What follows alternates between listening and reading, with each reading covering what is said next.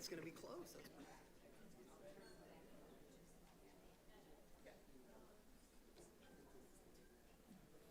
All right, good evening, everybody. I'd like to welcome you to the November 13th, 2025 Royal Oak Schools Board of Education regular scheduled board meeting. It is 6:30 and we're calling the meeting to order. I'd like to invite you now to join us if you're willing and able for the Pledge of Allegiance.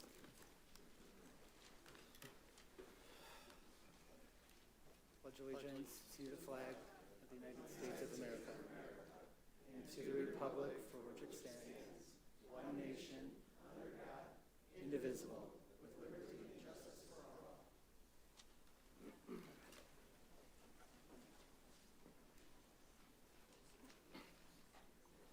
All right, thank you. We'll just start tonight's board meeting with a brief statement. I know there's been a lot of conversation and concern in our community about the formation of a Turning Point USA Club at Royal Oak High School.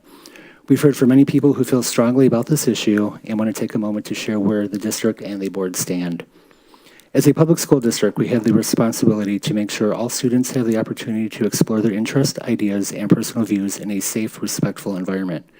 Federal law and our district policies require that student clubs, no matter what they represent, are given equal access as long as they follow the same rules and expectations as every other club. I want to be clear that we as a public school district cannot prevent a club from forming. To do so would put us in violation of the law and subject the district to litigation against free speech. Our district remains deeply committed to diversity, equity, and inclusion. These values guide our work every day. Inclusion means to make space for a range of perspectives and helping students learn how to engage with one another respectfully, even when they disagree. We hope that this moment can be an opportunity for learning, listening, and understanding, both for our students and our wider community. We share the same goal, to make sure Royal Oak Schools are a place where every student and staff member feels valued, heard, and supported. And thank you for that. Agenda item 3 this evening is approval of the standing items. 3.1 is acceptance of the agenda. Do you have any additions or deletions to the agenda this evening? See none, the agenda is accepted as presented. 3.2 tonight is approval of the minutes. May I have a motion? Trustee Van Heidsma. Sure. Excuse me. Be it resolved that the Royal Oak Schools Board of Education approves the following minutes: October 2nd, 2025, special minutes, finance and facilities; October 9th, 2025, regular minutes. Thank you. Do we have a second? Vice President Alexander. Is there any discussion on the motion before us?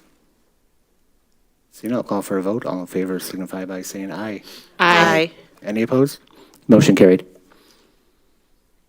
Item 3.3 tonight is a donation section of the agenda. I'll turn this over to Dr. Tefelsky. Tonight we have with us Meyer from Woodward Corners. If you want to come up and talk a little bit about why we were so lucky to be selected, and we can take the picture with the big giant check. Hello, everyone. Oh, is this, you guys can hear me? Yep. Okay. Hi, my name is Ashley. I am the marketing manager at Woodward Corner Market, and we have Brandon here as well. He is our ASM, so assistant manager at the market. And we are presenting the Royal Oak Schools with a $5,000 check today from Meyer Woodward Corner Market. We, as a team, about once a year, get to select a donation to give out to the community. So the team votes on organizations that they're excited about, interested about, ones that have made a huge impact on our community, and we decided that the Royal Oak Schools was very deserving of this check, and so we wanted to come today and present you all with it.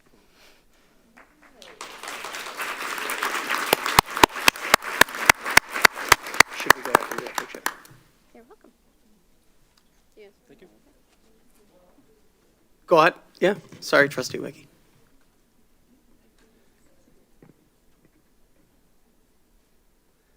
Thank you so much. We actually don't know what we're going to use it for yet. We haven't really thought about that, but it will go to good use and it will be aligned with board policy and the applicable laws and regulations. Thank you again to Meyer Woodward Corners on the corner of 13 Mile and Woodward, kind of between Beaumont and Woodward, back corner. It's a great little place. I allowed to say that at the board table? Okay, yeah, it's a great place. Highly recommend. Are there any other comments from the board? Trustee Van Heitzma. So I know, if they're still here, I know they've partnered with us a lot and have provided us multiple donations over the years, really, since they've been open. So thank you, because you help not only us, you help a lot of partner organizations, places in the community that need support. So I think you're still there, so thank you very much. Yeah, they've been a great partner. I believe they donate bags for us for Blessings in a Backpack, and have done a lot for the community and for the school district. And so we certainly appreciate that. So thank you very much for coming. Yeah, any other comments? See none. 4.1 this evening is our first of two. Oh, We're going to vote to accept the $5,000 check. May I have a motion. Secretary Anderson.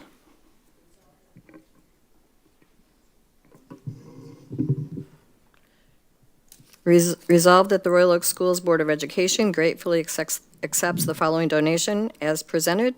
Meyer Woodward Corner Market, $5,000. Thank you. Do we have a second? Trustee Jazinski. Is there any further discussion on the motion? Seeing none, I'll call for a vote. All in favor signify by saying aye. Aye. Any opposed? Motion has carried. Thank you again, Meyer.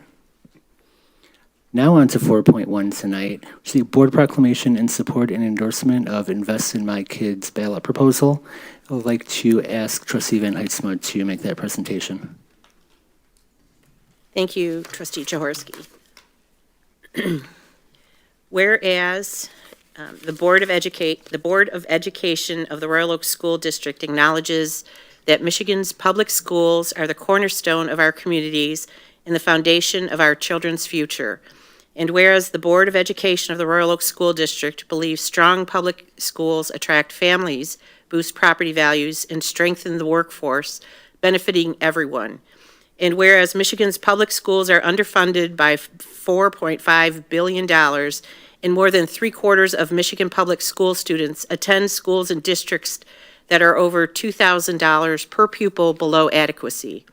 And whereas funding for Michigan's school aid fund has significantly decreased over the last 2 decades, and between 2015 and 2022, 7 studies found Michigan does not provide enough money for the state's public schools. And whereas in the 21-22 school year, Michigan offered the lowest starting teacher salary in the Great Lakes region.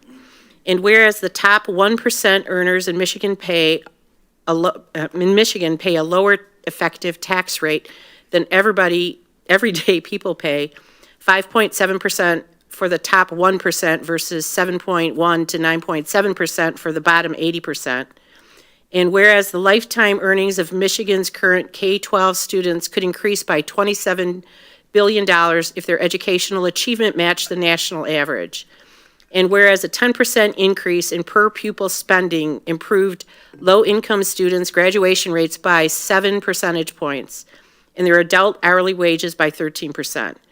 Therefore, be it resolved that the Royal Oak School District Board of Education hereby endorses the Investment in My Kids proposed amendment to the Michigan Constitution to impose a 5% fair share surcharge on annual taxable income over $1 million for joint filers and over $500,000 for single filers, to raise funds for career and technical education, reducing class size, and attracting and retaining educators in public schools across the state, and is subject to an annual audit. All right, thank you. And do we have a second? Vice President Alexander. Sorry. Is there any discussion on the resolution before us? Seeing none, I'll call for a vote. All in favor signify by saying aye. Aye. Aye. All opposed? The resolution has been adopted. 4.2 this evening is another proclamation for Native American Heritage Month. I'd like to ask Trustee Wiki to make that presentation.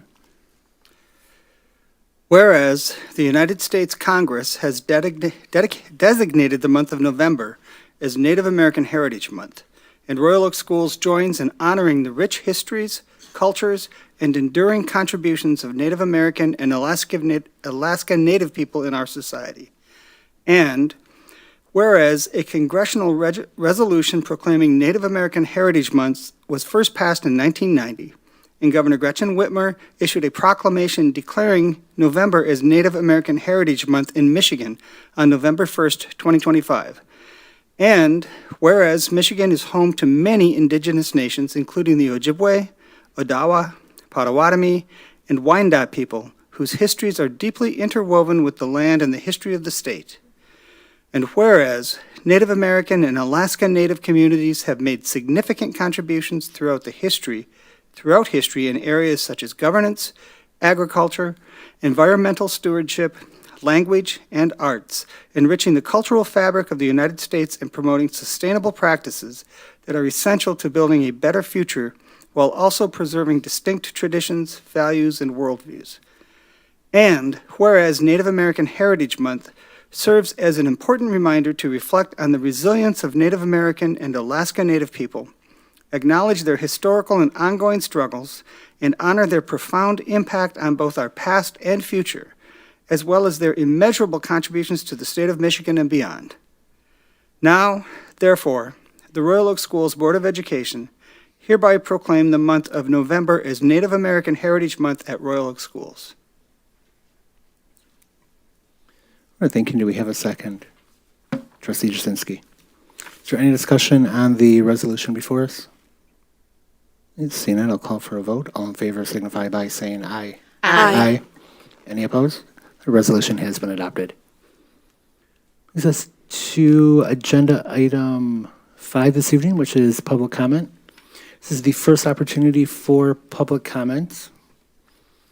If you would like to make a public comment, a person may address the board on an agenda or non-agenda item by completing a note card located inside the boardroom and place that card in the basket prior to this assigned portion of the agenda. Each speaker is limited to 3 minutes. If you need more time, you'll be offered a second opportunity to address the board at the end of the meeting with an additional 3 minutes. Please address the board as a whole and not individually. Public comment is not intended for the exchange of dialogue. This is a time for members of the public to express their views. We are paying attention to your comments and we appreciate them. However, school board members do not respond to public comment during the meeting. Questions that arise from public comment shall be referred to the superintendent or his designee for review, study, and a future response. I thank everybody in advance for your cooperation. No particular order. Starting with Suzanne Maloney.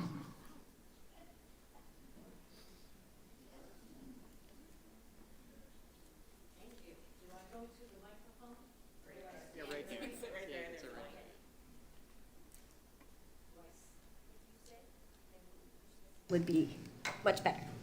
Gosh. Can I stand and push it? How's that?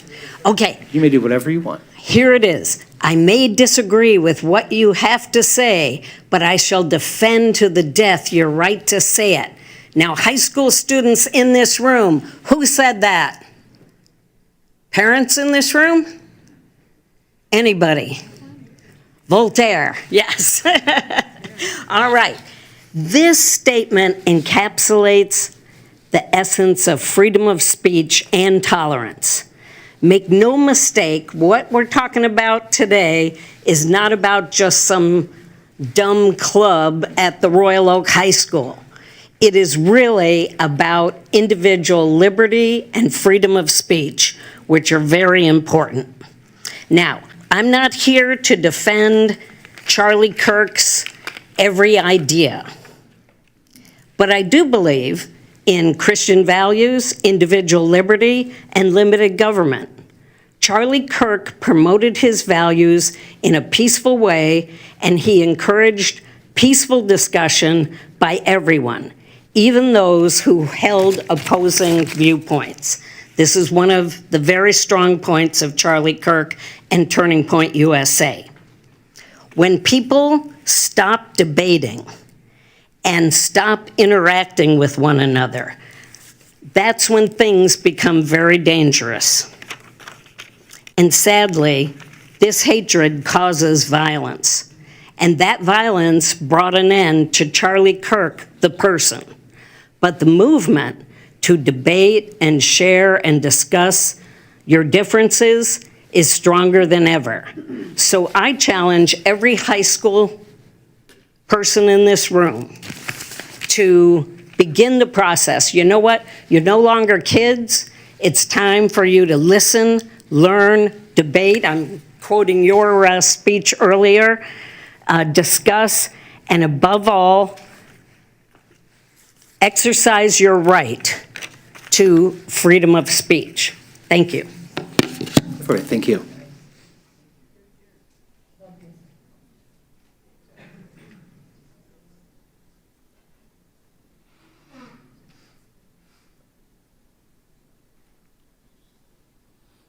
Next, we have Michael James.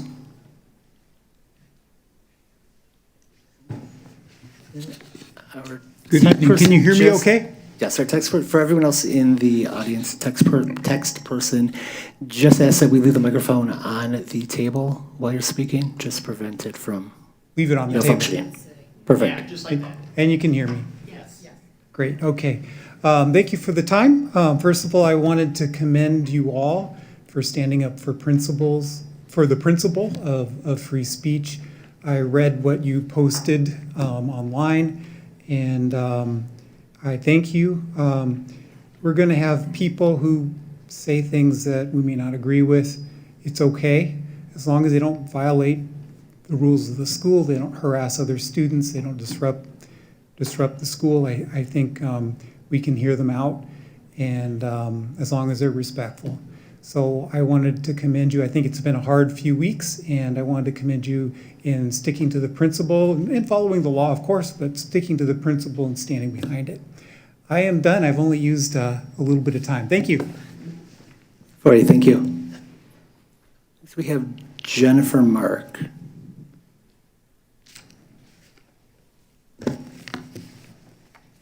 Hi.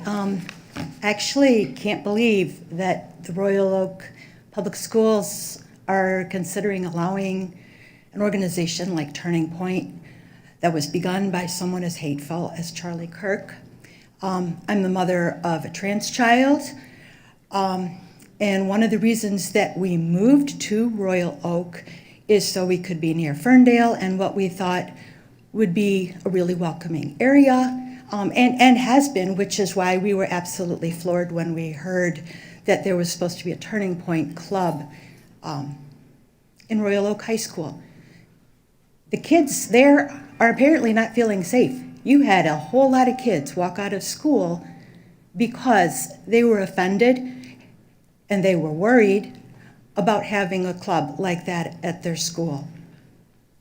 If you say diversity matters, then you have to live it. You can't just say it. You can't just hang the pride flag. You have to actually stick up for every single kid in that school and make every single kid feel safe. Every family feel seen and heard. And that's not happening. And that, I mean, if you're worried about property values, it's not going to bring a lot of young families.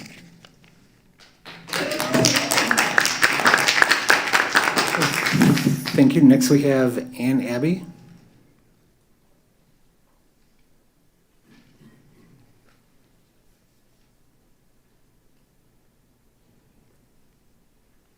Good evening. My name is Ann Abbey. I am a parent at Royal Oak High School. I'm a mom of a trans woman and a licensed mental health professional who works every day with people in our community struggling under the weight of hostility, fear, and marginalization. I want to acknowledge the Equal Access Act. I understand that student-initiated clubs cannot be denied based on viewpoint alone. My concern is not about political views. It is about documented patterns of behavior tied to Turning Point USA that raise legitimate safety concerns for protected student groups, including trans students, students of color, and LGBT youth. Here are 3 facts that can be verified from reputable public sources. 1, TPUSA routinely promotes anti-trans rhetoric and programming. Its chapters have hosted events called Exposing the Trans Agenda, displayed signage questioning trans students' legitimacy, and platform speakers who depict trans women as threats.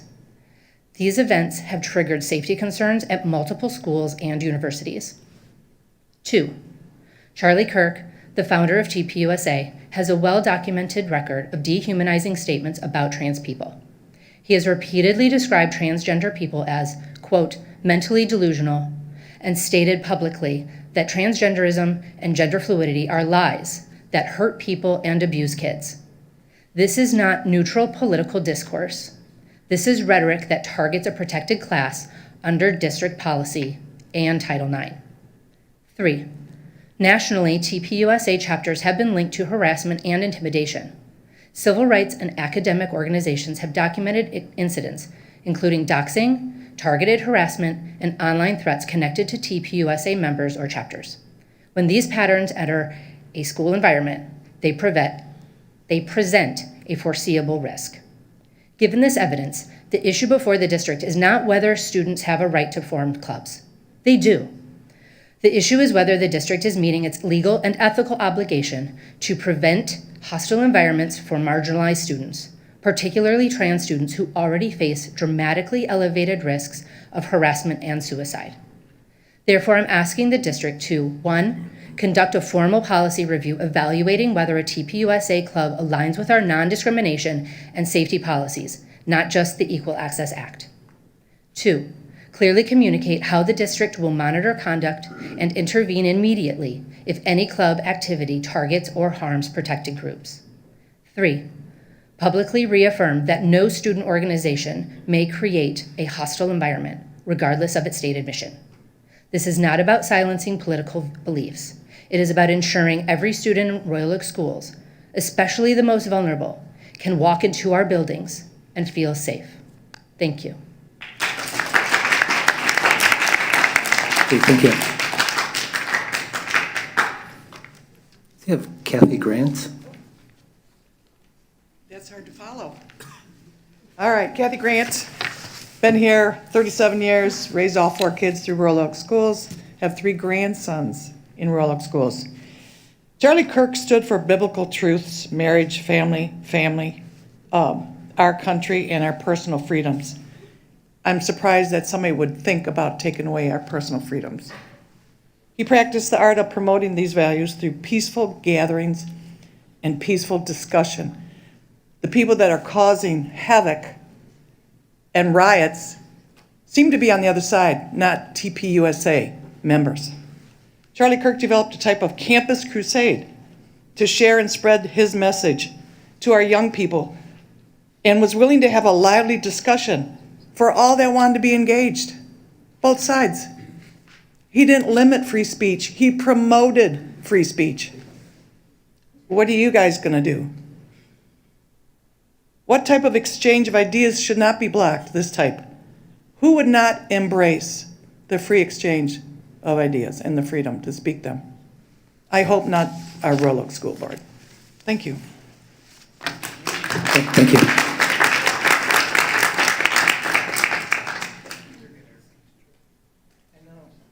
We have William Asher.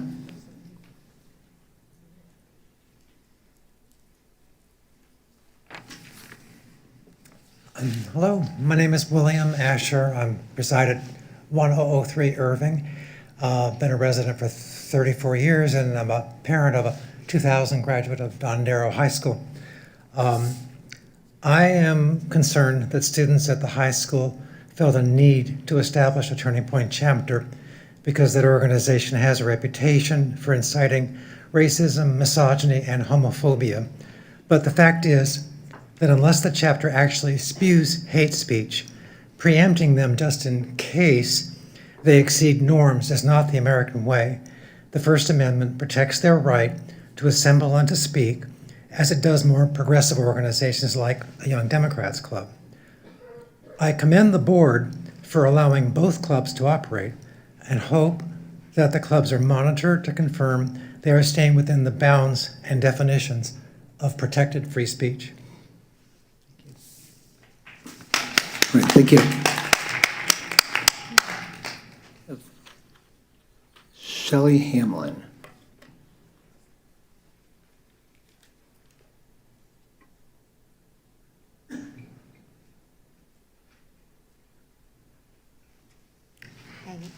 I apologize for changing the subject a little bit, but I just wanted to bring it to the board's attention that I'm sure you're aware that Champions will be taking over the latchkey programs at the schools. As a parent of 3 graduates from Royal Oak schools, I have to extend my appreciation for the latchkey programs that Royal Oak did provide.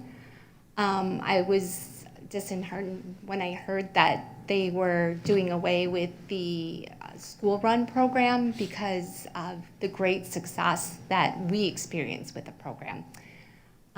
We started back in 2002, and I have to admit, my husband and I both working in a hospital setting. Our youngest was there in the morning, in the afternoon, pretty much from open to close, and she greatly appreciates everything that the latchkey teachers did do for her at Oak Ridge particularly. And I've heard that Champions is not looking at retaining our current latchkey teachers, so I just had concern with that, and I wanted to bring that to the board's attention and ask that maybe they overlook that program and take into account their great success. So I appreciate if you'd give them a look, and thank you for your time. Great, thank you. Alicia Joy.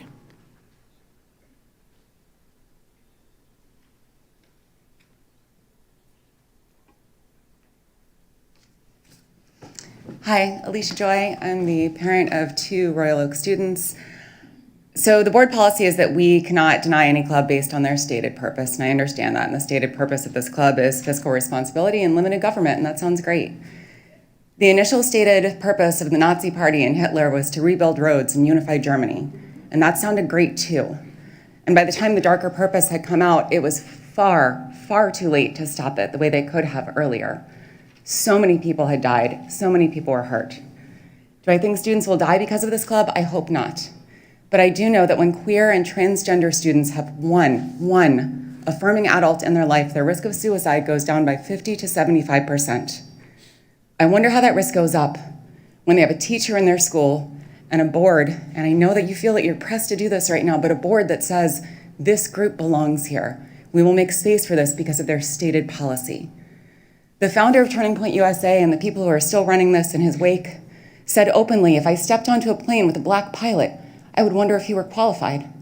If I stepped into a store with, and I'm quoting, a moronic black woman as a public service agent, I would wonder if she was there because of DEI. I think that doctors who provide life-affirming, gender-affirming care to children should be subject to Nuremberg-style trials, and to be clear, those ended in 50% executions. I'm wondering how this keeps our students safe. I'm wondering how this helps them to feel welcome. I'm curious how a teacher who should have already been terminated for her comments in the classroom is allowed to stand up and make this club happen. And I'm wondering how that fits with our idea of community and safety. It's important to me that our children are able to use critical thinking skills. I do want them to decide things for themselves. I want them to make interesting and brave choices. But we are the grown-ups, and we have to put some guardrails there. It's why 16-year-olds can't buy alcohol. It's why 7-year-olds can't drive a car. We are the grown-ups, and we have to give them some sort of guardrails for those choices. If I told my kid he could drive a car, and to be clear, he's 14, he would jump on it. I have to tell him no. We have to say when too much is too much. We have to keep our students safe. I'm asking you please to reconsider this. Board policy states that you have to allow clubs, and board policy also states that it is ultimately up to you to decide what is safe in our schools. I am pleading with you for our students, for our community, for the soul of everyone here. This is unsafe for our students. I don't want any young woman in the school to think that her only purpose is to go to college to find a husband and submit to him, because that's also what the founder said. We can do better than this for our students. I'm already proud of you for reconsidering this. I hope that you are.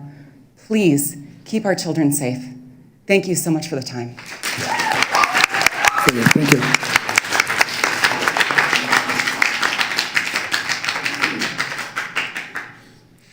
Jane Baker.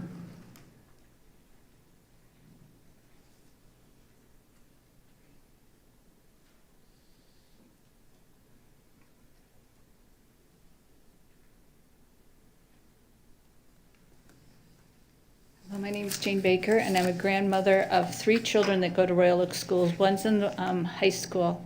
And from the lady that just spoke, I agree with her 100%. My family came from Europe. The stories and the clubs that were used in Germany and spread across Europe reminds me of Turning Point. It really terrifies me to see that we have chosen a club. I appreciate children having club opportunities. I think it's wonderful. However, certain clubs we should protect them from. And this is one of those clubs I truly 100% believe should be not permitted in our school. We have children that feel marginalized. We have children of different races, which we have worked so hard to make children to feel welcome in our school district. I cannot understand why we would allow and permit such a group in here. And if you even, sadly that Mr. Kirk has passed, his beliefs are still a stronghold into this group. And what you see in his book looks like it's a perfect little First Amendment group. But what's behind it is powerful and dangerous, and it's dangerous for our community. And I just really would like you to reevaluate your choices of what you're presenting to our children. I thank you for your time. Great, thank you. We have Natalie Fries.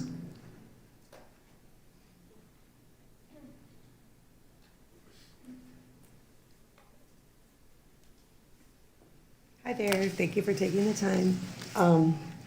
As I look at the decision that you have to make, I do understand I was a former educator, 13 years of public school teaching experience in Milwaukee and Houston Public Schools, administrative license in the state of Michigan. So I understand that it seems that, hey, we have to let this club exist because we want things to be fair, equitable, and the lot. I would ask that the school board would look into the agenda that's tied to the Turning Point and some of the requirements that a Turning Point organization has. They have like a charter. They have people who are employed, like their job is to be a field rep and to grow. They distribute literature. They approve like speakers.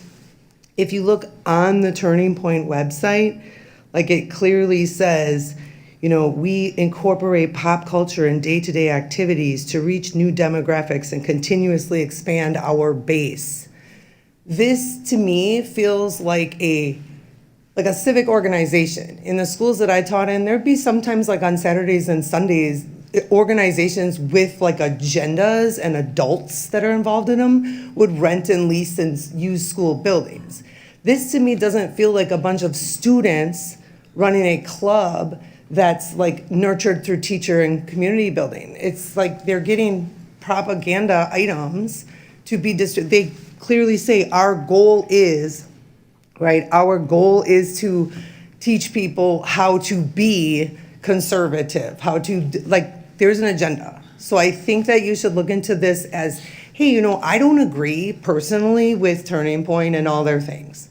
I think that Charlie Kirk and the leaders of those organizations say horrible things about, women, minorities, and you guys are a pretty homogeneous looking bunch up there, as is our demographic in our city. But I don't think that, just because I'm white, I would never want anyone to affiliate me with that type of thinking.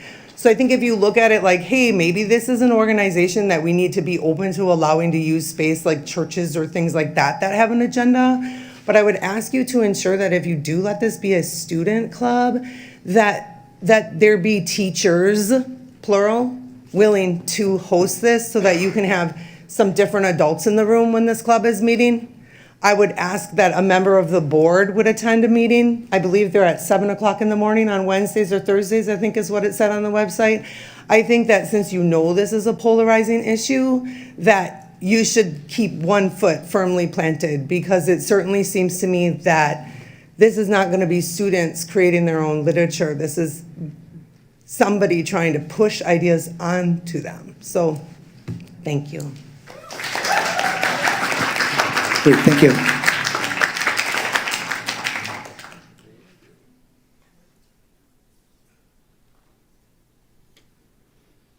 Chris Meister?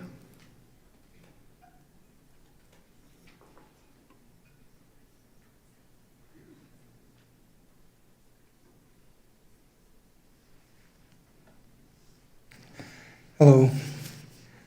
We moved to Royal Oak 30 years ago, and at the time, one of our reasons for choosing Royal Oak was because it had a reputation for tolerance and open-mindedness. And our children attended Royal Oak Public Schools, and I'll say that I'm very heartened by the statement read at the beginning of the meeting about basically being open and tolerant to a student group and not ruling against it just, based on what other people are saying. And I believe that in the spirit of being an educational situation, that it's most educational for the children to actually see each other and go to school with each other, and that's what breeds open-mindedness and tolerance. And they can decide for themselves. They don't need someone else telling them preemptively what to think about others. And I'll just also say that tolerance is a two-way street, and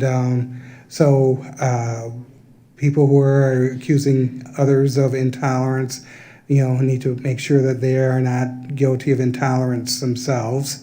And similarly, those accusing others of having an agenda, need to question whether or not they're following an agenda themselves. Again, thank you very much for the opening statement, and I applaud it. Thank you. Great, thank you.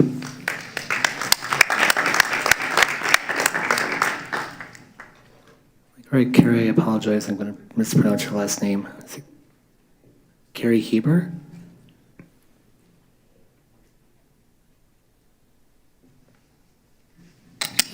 Hi, I am Carrie Ryber, and I have a freshman at the high school, so she's brand new, excited to start. She's also gay, and so I just want to talk about her for a little bit. So about a year ago, the day after the election, she turned to me in tears and said, "I feel like the whole world is against me." Now, that's not directly tied to Turning Point, but it speaks to our larger political climate that we are all in right now. And I'm hearing all these people say things about freedom of speech and tolerance. You can go to the Turning Point chapter's Instagram page and look through the comments and see that they repeatedly state that homosexuality is a sin and that gay students need to repent. What type of environment is that creating? What is that saying to our queer students? My daughter didn't want to come today, which is totally valid, so I'm here speaking on her behalf, and I asked her, anything you want me to say, how does this club make you feel? And she explicitly said it makes her feel unsafe. And so I don't really believe, I truly feel that by kind of putting their views as a student organization out there on the internet for all students, all parents to see, that they're already showing that they're being discriminatory. It's almost 2026. The Supreme Court isn't even we're not going back. Marriage equality is the law of the land. I cannot believe that we're still out here arguing about this topic. My daughter also just casually hears gay slurs in casual conversation at school. So I really feel like the district, ROMS is amazing. She had the best experience there, and I love the faculty and the staff there. I already feel like there is a lot of work to do at the high school to be more inclusive to queer students, and I wanted to address the topic of inclusion because it's not I work for the government and I do this work in my personal life a lot, and it's not making space for all perspectives. It is making sure that marginalized voices feel like they have a place there. And sometimes you got to do a little bit more for that group. So what I'm asking here for you is, how are you going to make sure that queer students at the high school are safe? Thank you. Great, thank you.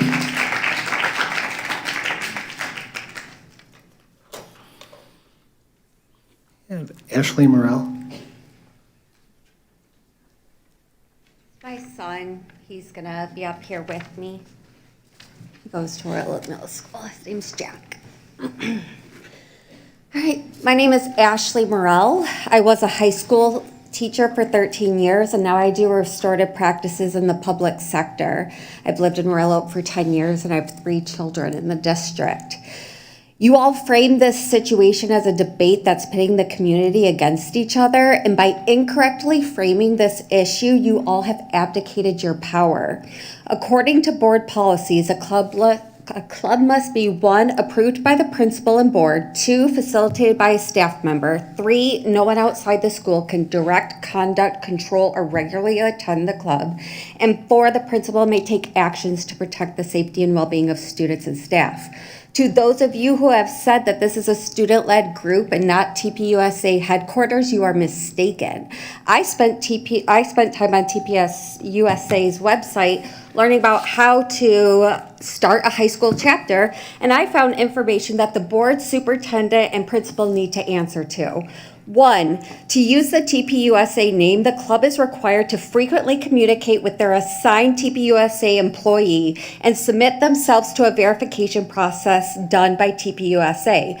I ask you, is this student-led? These are screenshots right from what the students have to sign up for. 2, clubs are required to have a president, vice president, and treasurer. Officers must provide their contact information and affirm that they are 18 years old so that TPUSA can contact them to satisfy the frequent communication requirement. So I ask you all, do you have 3 18-year-old students running this club, and have those 3 18-year-old students sign the district forms to act in their full adult rights at school? 3, TPUSA requires clubs to create at least 1 social media page to add the TPUSA name to it on their handle, and they have to provide the password to the account to TPUSA's headquarters. It's right here. This makes me so upset. The Fall 2025 handbook explicitly states that local social media accounts are property of TPUSA and that they can take control of them at any time. I ask you, how does the board feel about TPUSA headquarters having ownership and access to a club's social media? 4, TPUSA chapters can submit names of professors and school board members for their public watch list, as well as create press releases for TPUSA when the district participates in something that doesn't align with TPUSA values. I ask, how do you plan on maintaining safety and well-being for staff while students in the chapter are encouraged to engage in doxing? TPUSA's student handbook tells students that if their club is denied, they may join a geographical activism hub instead. You all can support by directing them to that hub in order to maintain integrity of our school district. Great, thank you.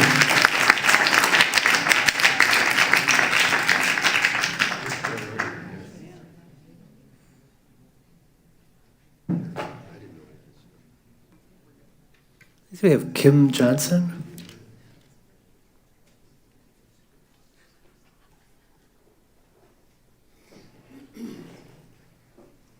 Good evening. I'm gonna flex. I've lived in Royal Oak for 55 years. And I broke my glasses. In keeping with their time limit, I am going to read what I would like to say. I'm a lifelong Royal Oak resident, a supporter of the Royal Oak community, as well as an advocate for young people. I too came to speak about the inclusion of Turning Point USA as a chapter being established in Royal Oak High School. I would like to first acknowledge and thank the board. I know this has been difficult. I'm deeply saddened and outraged by the current failure of democracy in our country and the correlating rise in acceptance of bigotry and hatred. I feel an obligation to speak about the way it is now impacting our own public high school. The current plan to observe and allow groups like Turning Point USA is one that, in my opinion, will allow a path of radicalization for some of our youngest students on all parts of the extremist spectrum. Extremist groups like Turning Point USA don't typically keep their opinions to the confines of four walls in a meeting. I worry about violence. I worry about safety. I worry about the students, the staff, the administrators. I worry that extremist groups provide a safe haven for the most vulnerable and troubled among us. This can be a dangerous path. History shows us that. I worry students that will be affected by rhetoric. By providing a space and a charter to exist in our high school, are we not signaling to our LGBTQ+ community, people of color, people with neurodivergencies, and those struggling with mental illness, that they are not safe at school anymore? How can we keep sending such a mixed signal to students and staff? Royal Oak schools have long championed that they are no place for hate buildings. I think everyone in this room, parents, students, staff, and community members, have the opportunity to stand up and walk the walk right now in this moment. Sorry. When our young people need us the most. I would respectfully ask the board and the administrators to consider their current approach to the situation, possibly considering a review, as well as stronger guidelines for all groups that are permitted to operate within the walls of Royal Oak High School. Thank you. Great, thank you. We have Phyllis S.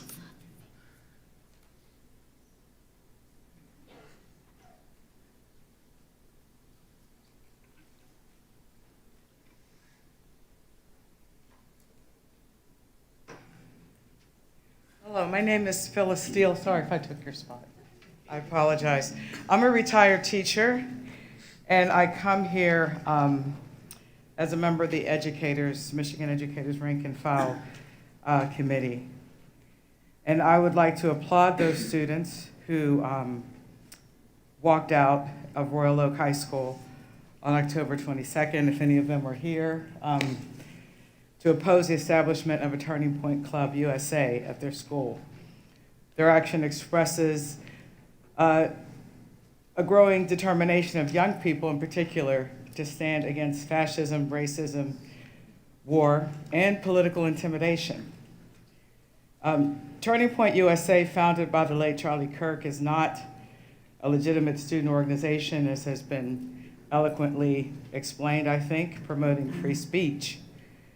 It's a billionaire-funded operation. It's deeply tied to Trump's authoritarian movement. It's dedicated to spreading anti-communism, racism, and anti-LGBTQ+ propaganda among students. It has a professor watch list, a school board watch list, which I'm sure I'm on, but so be it. These are political tools of political surveillance and intimidation against educators and youth who express progressive or socialist views. Turning Point has not only been tapped by Trump's Department of Education to create a patriotic right-wing curriculum for K-12 schools, it has also provided logistics and builds networks for the fascist right. They chartered buses to DC on January 6th, 2021. They promote the Great Replacement theory, the racist conspiracy that claims Jewish elites are replacing white people with immigrants, a doctrine which has inspired mass murderers and white supremacists. The administration's justification for allowing the club under the Equal Access Act of 1984 ignores one essential issue, that fascist organizations are not vehicles for legitimate political discussion, but instruments historically of violence and reaction. Educators and students and families alike have every right to reject and oppose such forces in defense of democratic rights and human equality. The Royal Oak students' walkout took place amid a broader resurgence of mass opposition to fascism and dictatorship. As we know, millions across the U.S. participated in historic No Kings protests against Trump's ongoing efforts to establish a presidential dictatorship. I am partisan. I am for the international working class, for young people, for them to have a decent future, free of war, free of fascism. So I'd like to ask any of those students, and some of those students came to an International Youth and Students for Social Equality meeting. I would urge them to establish a club at their high school. They have the right to fight against Thank you, Ms. fascism. Steele. Am I up? Your 3 minutes is up. That's all right. But if you want to stick around, you can come back later. It's okay, that's good. Thank you. Thanks.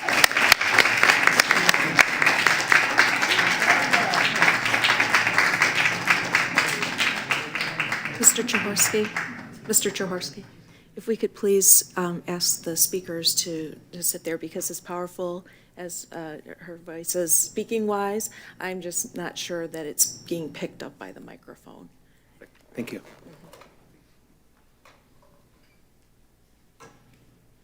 Next we have Braxton Ramino.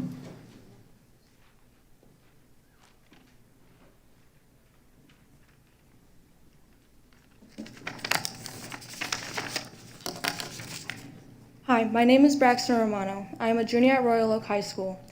I am a part of the Turning Point Club. The creator of this club is a friend of mine, also a junior student. Students, including me, looked on the Instagram page in interest of joining this. We went to the post and saw hundreds of hateful comments, including banning the first account. Through this information, other people created a protest against us, which is 100% allowed. That is not the issue. Even during the protest, I was receiving bullying texts and posted about for not only following the account, but defamation was being used against me, including pages targeting our very own superintendent and staff. Tuesday at 11:09 p.m., me and the creator of the club were added to a group chat on Snapchat, and they were threatening the creator of the club. I have photos of everything. People will say we shouldn't bring politics into school. I'm sure hundreds of students can name teachers who have said something political or put their views out there. Under board laws, you cannot do anything until we break a rule. I saw a comment replying to another one saying, shouldn't we feel safe and respected within our own school? I listened and agreed, but this struck me. How can we be talking about the safety with TPUSA when there are far more legitimate safety concerns that aren't being addressed? We want to raise our voices to the real issues. How could this club be harmful to people who aren't going to be involved? Where was the comfort and safety when teachers treated students differently because of their learning abilities? You heard that story a couple weeks ago in this very room. Or when a student was suspended 1 day for sexual assault. Or maybe the fact we let repeated offenders of different situations back into school after endless amounts of suspensions. Where is the safety in this? How could a protest be peaceful if I was getting cyberbullied during the protest during school hours? On October 24th, me and another student member went to go report the threat and a bunch of cyberbullying comments, and administrators took pictures of my phone. October 28th, it was stated there was no clear threat or statement happened. You can find the statement on Local 4 News. On October 28th, dated October 28th, moving forward to November 11th, I received a text message from the news stating, the district tells me the online harassment was not found to be credible. How is someone not even involved in our school or who reported the things not telling me what happened and a news reporter is? Not only this, administration is breaking multiple conduct rules. How could we almost nothing be found credible if they break more than half of the conduct rules? It is stated, you must confront and report issues of discrimination and harassment of any situation that threatens the emotional or physical health of safety of any student, school employee, or any person who is lawfully on school property or at any school function. However, such devices shall not be used in a manner that disrupts schools' activities or events. Any device found can be used for any illegal purpose or used in that manner that violates the student conduct may be confiscated. Nothing has happened and nobody has been suspended or reported. Okay, thank you.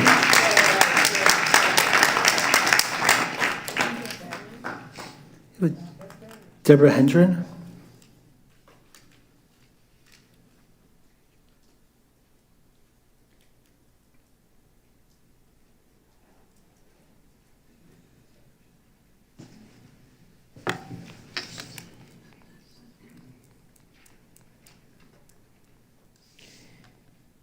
Hello, my name is Deborah Hendren, and I'm a parent of 2 Royal Oak High School graduates and have lived in this community for over 20 years.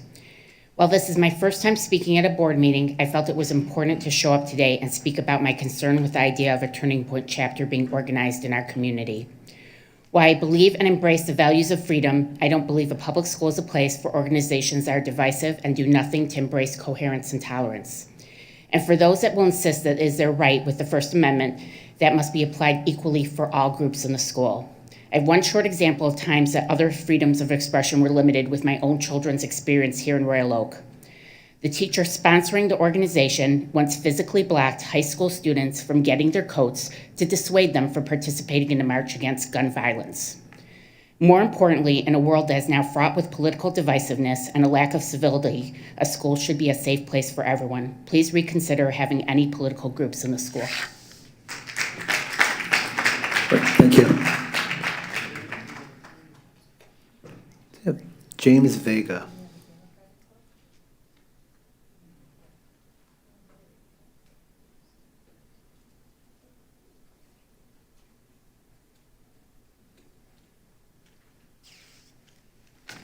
Hello. Hello? All right. Hello, my name is James Vega, and,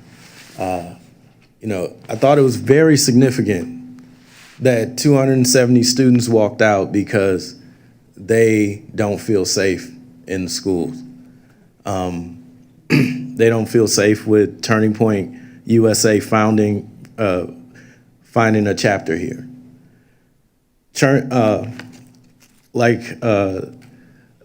One of my comrades, Comrade Phyllis, like how she said, Turning Point is funded by the billionaires.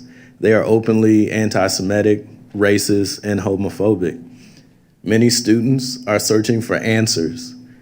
They are asking the questions of all time. How do we fight against fascism? How do we fight against war and social inequality?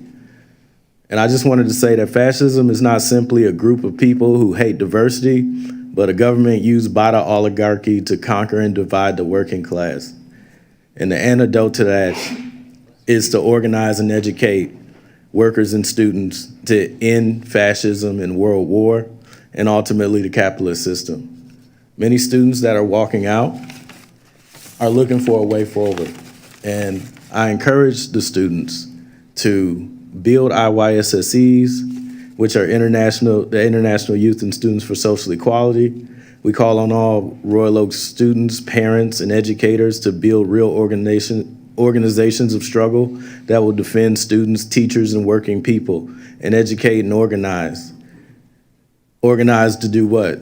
To end the capitalist system and to fight for socialism. Build an IYSSE club at Royal Oak High School. Contact us now to get started. And thank you for speaking. Great, thank you.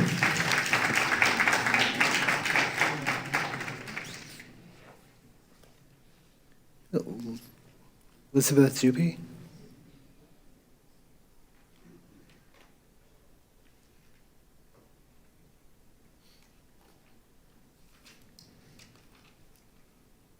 Hi, everyone. How y'all doing? Push this button. Oh, it's already pushed. So I was in college when Turning Point USA was created in 2012. I remember it started as a space to give voice to conservative young people amid globalization, global communication like Twitter, Facebook, MySpace, things like that. Well, that was a little past that, I'm old.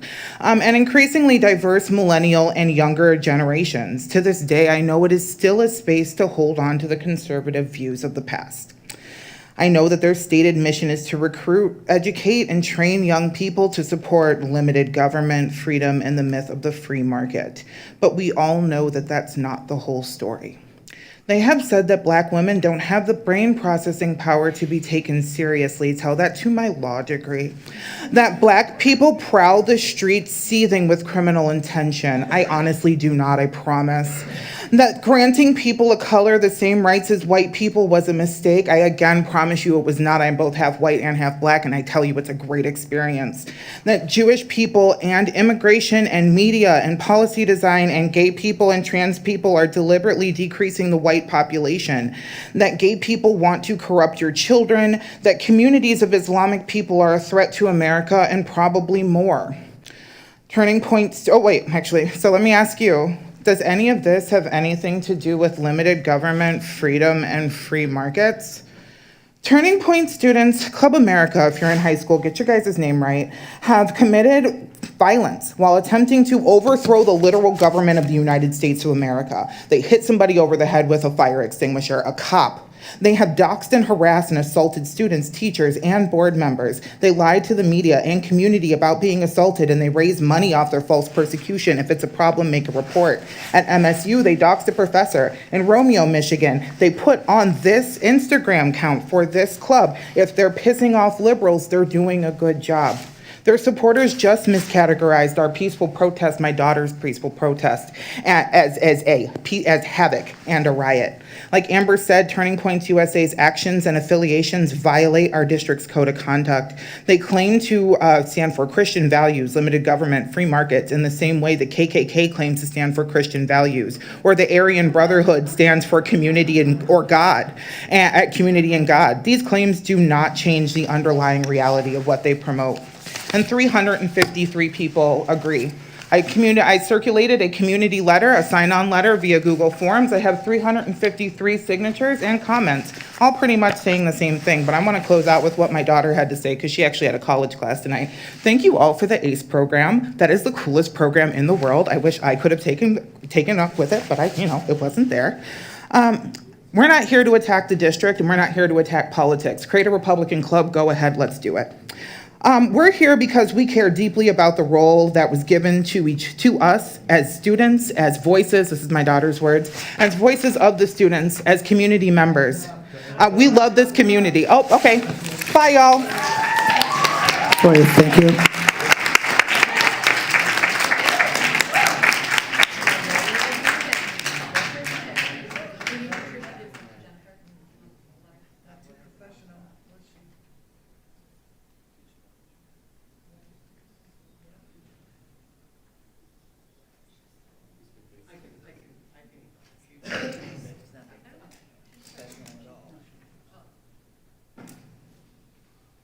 Ben Dupay.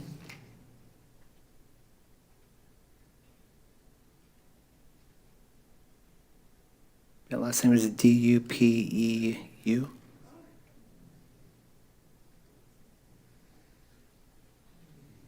Apologies. On. My name is Benjamin Dupee, father of Leilani Hamilton, a member of the board.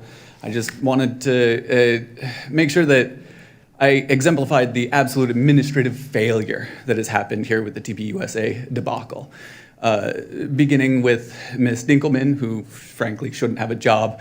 There's a social media group called Evil Dinkelman, retelling tales of body shaming, slurs, and other abuse hurled at our children by Ms. Dinkelman.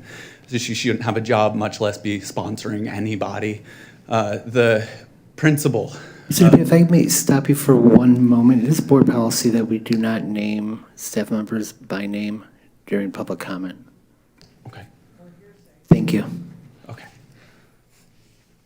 All right. So the administration during the during the walkout was. It denied the children bathrooms and lunch, courting a lawsuit of, frankly, enormous scale, trying to avoid something that could easily have been a conversation. We could have easily told the TPUSA they couldn't have a group, and then if they threatened to a lawsuit or anything like that, could have easily said, yeah, sure, okay, then at that point. But then telling our kids that they can't have a bathroom is far worse, in my opinion. The superintendent has done nothing but lie to me over and over and over again with this. Blatant, disrespectful lies. It's been eye-opening just how far the administration will bend over backward to put my daughter in danger. Thank you. Thank you.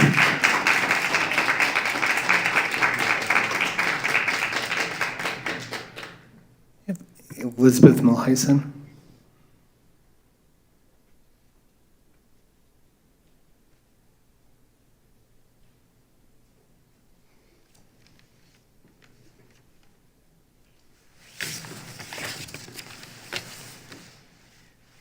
Good evening. My name is Elizabeth Mulhysen, 523 Jamaica Drive. I'm here tonight as a high school parent in support of those who oppose the Turning Point USA Club. They claim on their website and club Instagram page to be a student-led, nonpartisan organization that promotes freedom, free speech, and civic engagement. They can say that, but what the organization and its founder has actually done and said is anything but. Founder Charlie Kirk has made a very much a MAGA, Republican, racist, misogynist, homophobe. Turning Point USA chapters were chartered buses for students to go to January 6th riot at the Capitol, and then Charlie Kirk deleted his tweet affirming that.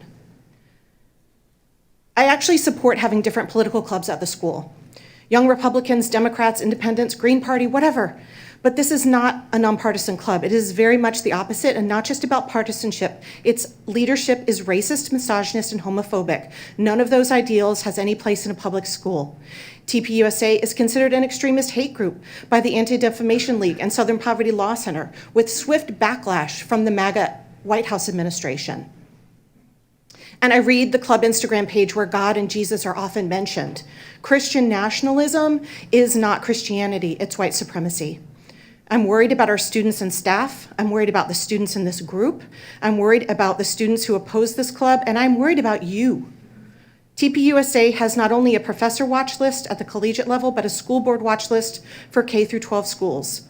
They have an online database that identifies and documents districts and individual school board members across the country who they claim abuse their power to push what they consider, quote, woke indoctrination. I know the school has made a statement that they must allow the club due to free speech rights. You may be worried about getting sued by a powerful and vindictive organization with deep pockets, or ironically, getting a civil rights violation from the Department of Education Office of Civil Rights. But what you might consider doing, if this club is still allowed, is working with the State Board of Education to bring a gen ed civics class for every student. Kids do not know how government works, or more accurately, how it's supposed to work. They've never even seen it. And this is just one reason why organizations like this can indoctrinate young people. Teach them so that students know that our government is supposed to be of the people, by the people, and for the people, all people. Thank you. Great, thank you.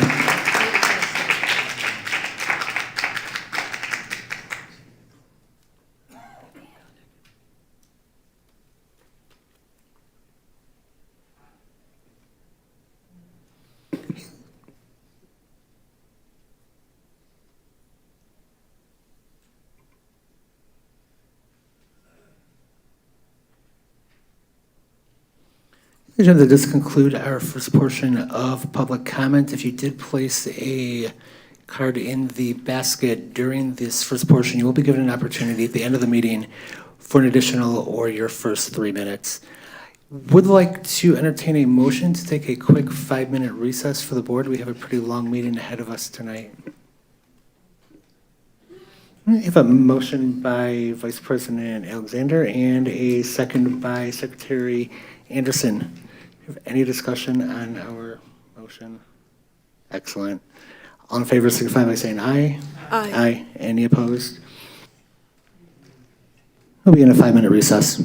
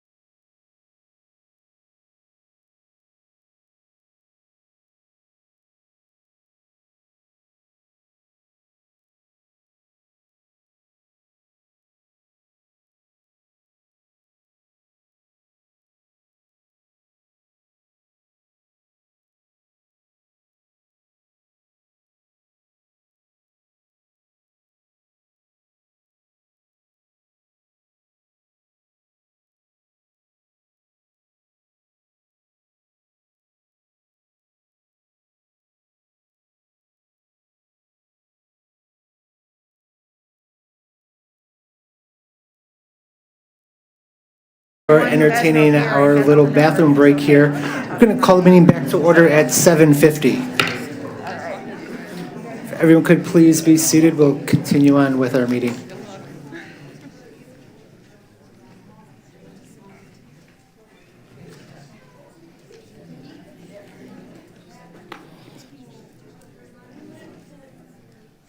Before thank you. Tonight's agenda has item 6.1, which is our diversity, equity, and inclusion report. I'd like to invite Ms. Phillips up to the podium.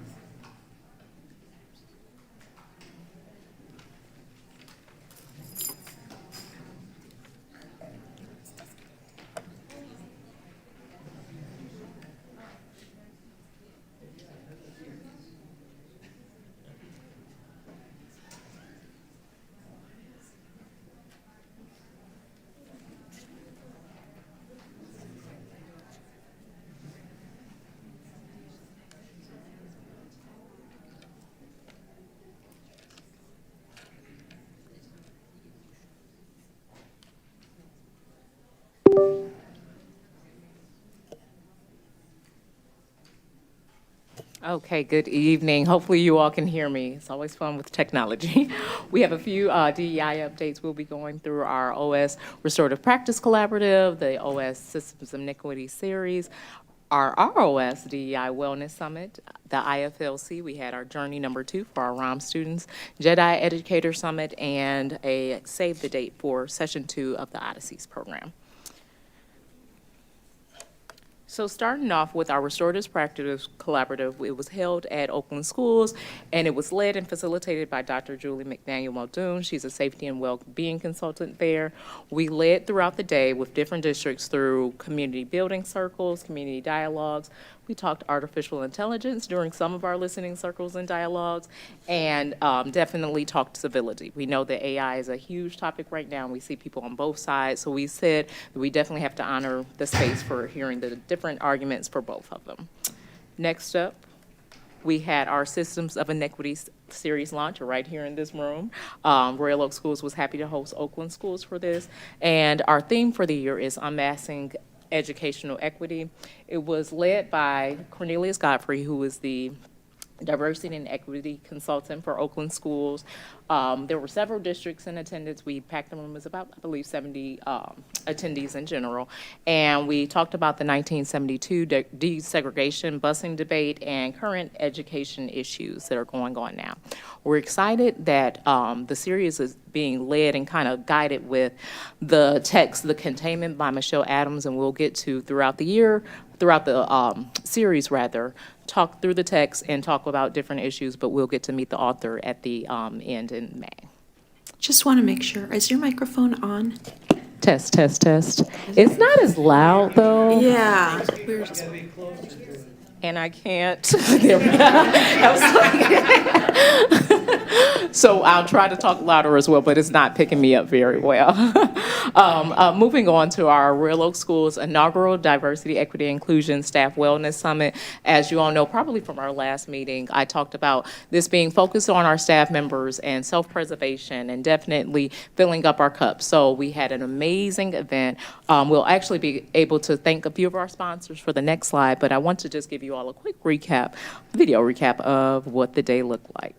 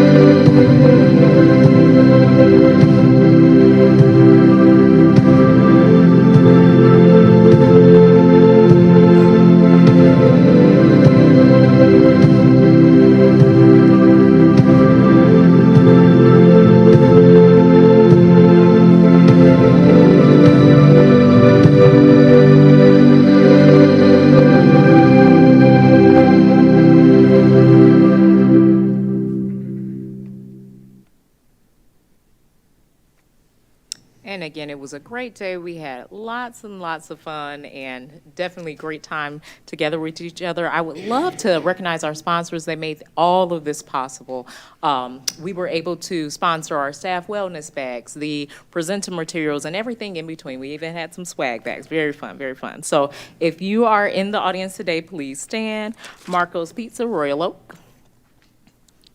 United States. Thank you.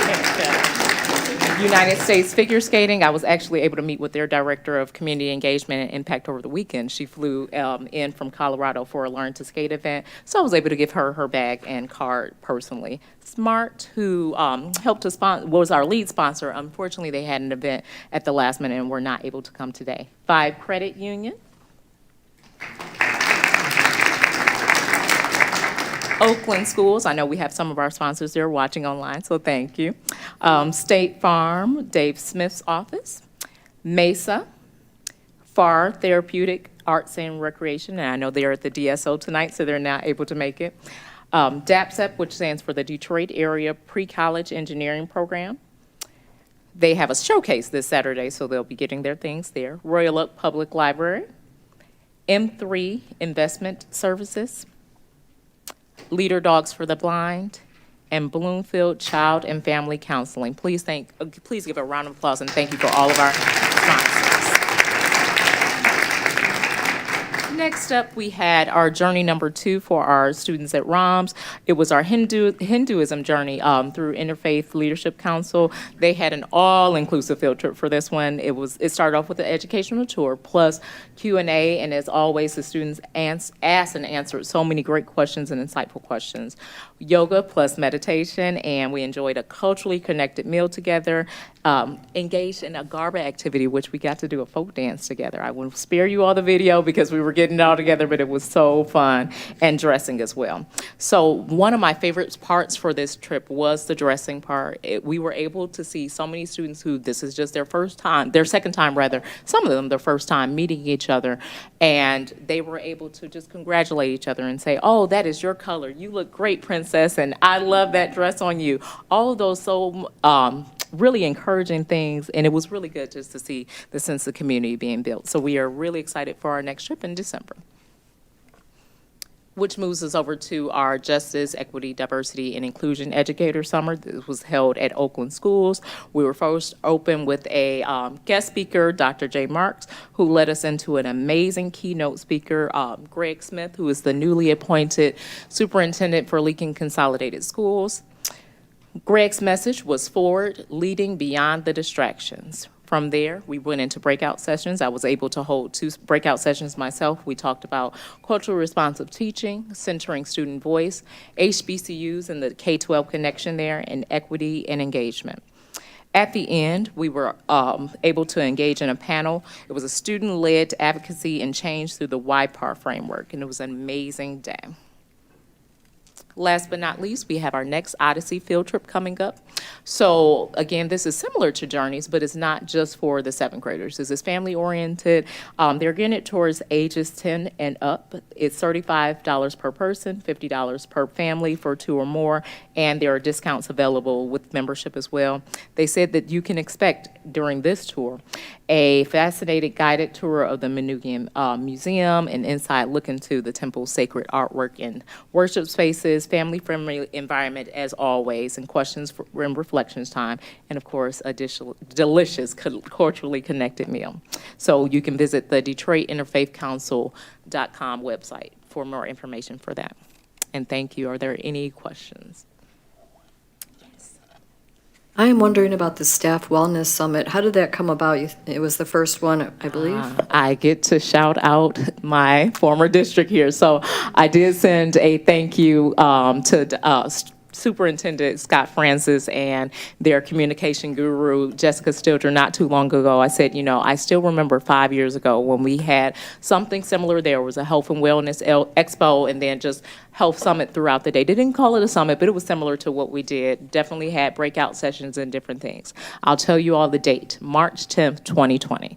So if you can picture what happened later that week, It could not have been a better time. It centered us. We were unfortunately all in the building together at Berkeley High School. So if you think about, the pandemic started around that week, but we stayed healthy. We were all together. We focused it on mindfulness. And I took that into the pandemic and into virtual learning and into everything that has happened, up until this day, and really remembered that I had to focus on mindfulness and what we can control, within us. So that's where the idea sparked. And then I just thought, we're coming closer to Thanksgiving break. That's when it really gets tough sometimes after coming from a long summer break. So I know that our staff members needed a time to pause. And I know that PD days are sometimes where we say, I would love, as a teacher myself, I used to love time in the classroom to just organize or check these emails or however, but we really need to take an intentional pause. So that's what sparked it. I'm hoping we can keep it going. Whoever goes next. Just fight it out. Trustee Van Heinsma. Trustee Van Heinsma. I'm not going to fight it out.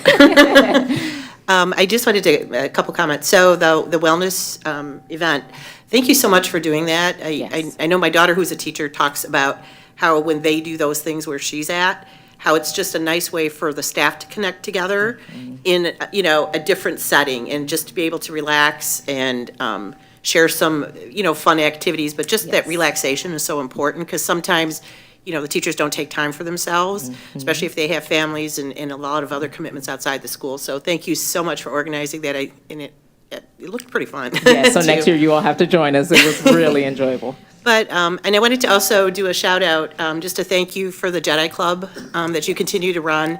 It's really important to us in the district, so I'm grateful for that and the work that you continue to do in that space as well, and bringing so many people together to have conversations, I think, that are so critically important. Yes, thank you. I know some of our Jedi Council members are here, so thank you. I don't want to put you too much on the spot for like a lecture, but I'm really curious about the very beginning that you mentioned that you had recently had some conversations about the connection between equity work and AI. Can you tell us a little bit about like what came of that conversation? Yes, so it was a restorative practices collaborative, and we were talking Okay, so about it's connecting all three. Yes, so we were talking about the different sides of it, and we talked about definitely needing the time to get input from everyone. We assume that children want to use AI and use it for these things. We assume that teachers want to use it for these things, and it's our assumptions. But have we really sat and listened to groups? I know Oakland Schools did have something on the same day of our summit that gave a time to listen to these groups and really get feedback on, why is it needed or why is it not needed? What are some of the uses for it, and how do people really feel about it? So we got to take a deep dive within our circles to talk about it. Yes. I was going to ask, how many of the Interfaith Odysseys have we done since, and when did they begin? So this is the second Odyssey that we're doing. The Journeys, however, this is our second year. Second year of the and Journeys. second year, and our second trip was the other day. And the Journeys are focused more on kids in the middle school? Yes, it's 7th grade at ROMS. And the Odysseys are bigger, open to a bigger? Yes, family oriented. Thank you. Anything else from the board? No, seeing none. Thank you. Thank you, Ms. Phillips. Thank you. Tonight's agenda has item 6.2, which is student representatives to the board. And I'll turn this over to Grace Hatton. Hello, good evening, everyone. I just want to first start by saying that on behalf of the students at Royal Oak High School, we give thanks to the board for giving us as students an opportunity to voice our opinions and our voices, and we acknowledge the fact that this has not been easy for the board to handle, and we appreciate the effort they are really putting into it. In upcoming news, our fall musical Matilda is coming up this week. The student preview is tonight with showtimes tomorrow, Saturday, and Sunday, and tickets are going really fast, so go to rodrama.com and you can buy your tickets for all 3 dates. Are you gonna buy ahead of time? Yes. Sorry, guys. And then the PTSA Academic Honors Program will be on Thursday, the 20th. The Academic Honors Program is a PTSA-sponsored event at the high school. It's a celebration of our students' academic achievements. This event recognizes and honors current 10th through 11th grade students who earned GPAs of 3.0s or higher during the previous school year at ROHS. That's all I have unless there are any questions from the board. Anybody have any questions for Ms. Hatton? No, seeing none, thank you. Thank you. Hey, Grace, even though you're the representative to the board, doesn't mean that you speak for all students in the high school, and we know that. But just as you've sat here and listened to everything along with us, would you say that the conversations that we are hearing generated from the community are similar to those that are happening in the building? Definitely. I think a lot of what we're saying is really being echoed by the adults in our community. And I think once we give a voice to our students too, who maybe they can come to the next board meeting and tell us a little bit about how they're feeling about it, we're definitely going to see some similarities between the two. It's complicated. Thank you. Very complicated. Thank you.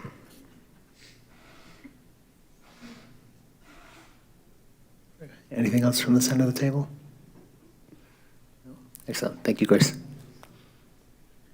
Item 7 tonight is communications, and I'll ask Secretary Anderson to present that. We have had several since our last board meeting. Deepak Armanani, Judy Tigay, Trina Toko, Megan Donovan, Christine Crook, Emily Ty, Kate Bite, Sheila Carroll, Addison, Amanda Mukin-Thaler, Christina West, Teresa Penchoff, Julian Pitt, Rebecca Cheesem, the Royal Oak Performing Arts Department, the Royal Oak Children's Choir, Hillary Kahn, Jessica Suzios, Sharia Thomas, and Kimberly Schutzler. And that is it. Thank you. Thank you. Agenda item 8 tonight is our consent agenda. The consent agenda generally consists of a routine matter, as well as items that we have covered during this meeting or another board or committee meeting. All items are documented in the minutes, which are published following the meeting at which they were approved. All of our committee and board meetings are open to the public, and the public is welcome to attend. And public comment is always an item on every agenda. Are there any additions or deletions to tonight's consent agenda, which consists of 8.1, payment of expenses? I just have a question. Is 9 that's on our agenda, is that intended to be on the consent agenda, or is that supposed to be a standalone item? Okay, thank you. I just wanted to make sure. Ms. Perkins, out of state, correct? It's out of state. Thank you. I see no additions or deletions to the consent agenda this evening. The consent agenda is approved as presented. 9 this evening is a field trip to Chicago. I'll ask Dr. Tefelsky to speak to this. Yes, let me pull this up real quick. And Alvin Rose, who is our middle school and high school music teacher back there, he is here in the event anybody has additional question. But at this time, the music program is seeking approval to go to Chicago, and they will see the Chicago Symphony Orchestra, the Shedd Aquarium Museum of Science and Industry, the Field Museum, 360 Chicago Navy Pier. It appears that they will have dinner at medieval times. Did I get that right? Just an oldie but a goodie, right? And they'll visit Millennium Park. All places that I love to visit when I am in Chicago. So Albin and Kirsten are Jensen are the signed-on sponsors. And if you have any questions, I'm sure Mr. Rose can answer them, or we can move forward with a motion and approval. All right, do we have a motion for item 9? Trustee Van Heidsma. It is a good trip. My daughters did it back in the day, so it's always a very nice trip. Recommendation, Royal Oak Schools Board of Education approves the request from Royal Oak High School to travel to Chicago, Illinois from February 13th to 15th, 2026. Thank you, and do we have a second? Vice President Alexander.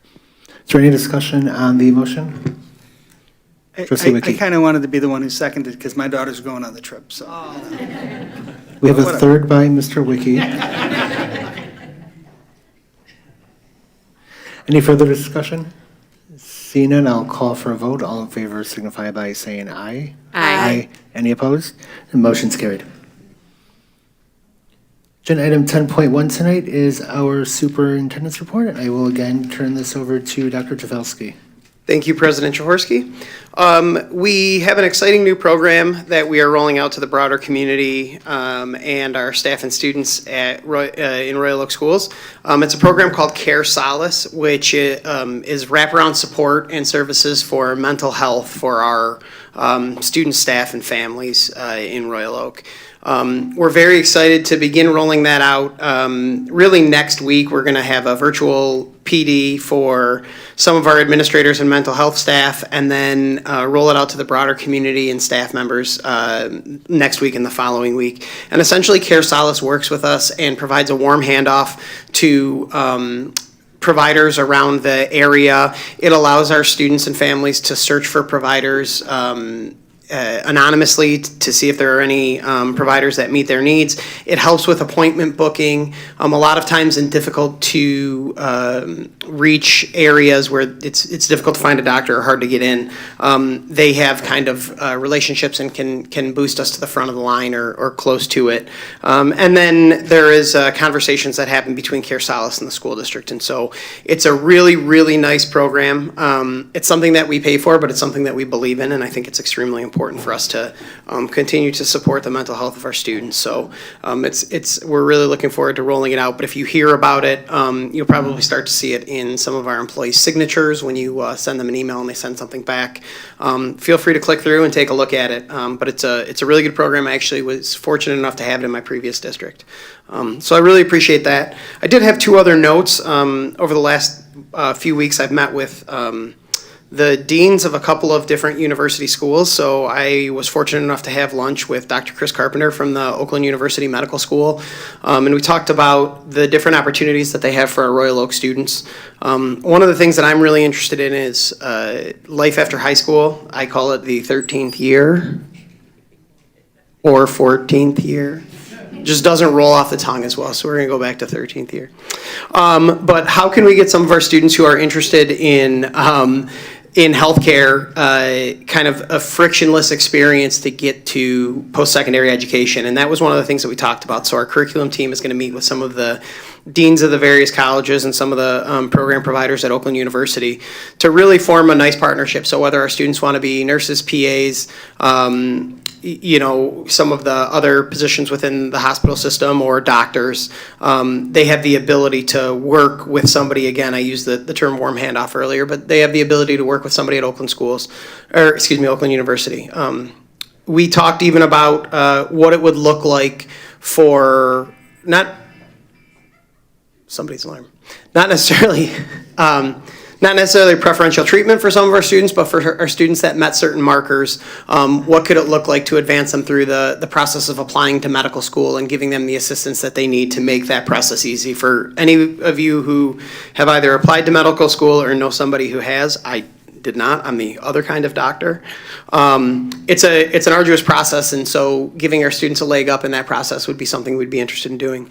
Something that's near and dear to my heart, I met with a couple of the deans of the College of Education at Eastern Michigan University, and we talked again about how we can bring a teacher cadet program to Royal Oak High School and offer kind of a dual credit program within our four walls. I see somebody giving us a fist pump out there. Thank you, Mr. Miner. But how can we get more of our kids involved in education? I think that it's something that is really important to all of us as educators to ensure that our industry is full of people who care and who love and who want to be a part of the educational process for our students. And so what would that look like to have a teacher cadet program? And then if you go to Eastern Michigan University, you are in the College of Education, and there was talk of a possibility of some small scholarships for students who met benchmarks. And then even the ability to earn credit from the classes that they took here. So think of it as like an articulation agreement, where if you take classes here, you meet those benchmarks, you apply to the Eastern Michigan School of Education. All of those things to make that 13th and 14th and 15th and 16th year a little bit easier for our students at Royal Oak High School. So we're excited about all of those things. We have similar programs that we're doing with Churchill Community High School as well. Both programs would be open to our Churchill students, and then we also had the opportunity to take a tour of OSTC and look at some of the programming there. So we want to make all of our 9-12 high school experiences. We want to give all of our students the opportunity to partner with post-secondary institutions to have a great experience, no matter what that might look like after high school. I think, are there any questions for Dr. Tufelsky? Secretary Anderson? I'm just wondering, will there be community communication about the Carousels program? Will you be sending something out? Yep, so actually Ms. Jones, our new communications director, hi Sam, she's all the way in the back there. She has been through a lot of the Care Solace training with our staff members, and so we're looking at a community announcement to all staff of Royal Oak Schools families, probably the week of Thanksgiving. And, you know, it's important for us to get out during the holidays. We know that that can be a tough time for people. And so if we can provide a little bit of additional support for some of our families, we think that that's really important. See anything else? So which brings us to 10.1.2, which are some policy revisions. And again, back to Dr. Tufelsky.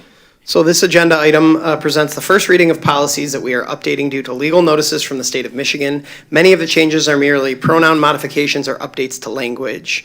Policy 7541, as you will hear below, is being rescinded as a new policy has been drafted in its place. So the following policies, wait, I don't think I read that part. Do I read the be it resolved part? Do I get to? Oh, no. Do I just tell you what the policies are, or I just like turn it over? All right, fine. President Jaworski, it's your turn, sir. Thank you. Do I have a motion for 10.1.2? Treasurer Cook? Resolved that the Royal Oak Schools Board of Education approves of first reading of the policies and administrative guidelines being revised, replaced, and/or recommended as presented. Thank you. Do we have a second? Trustee Jazinski. Is there any discussion on the motion before us? Secretary Anderson? So one of the policies deals with the FAFSA requirements that's coming up in 2027. Could you explain a little bit about that, please?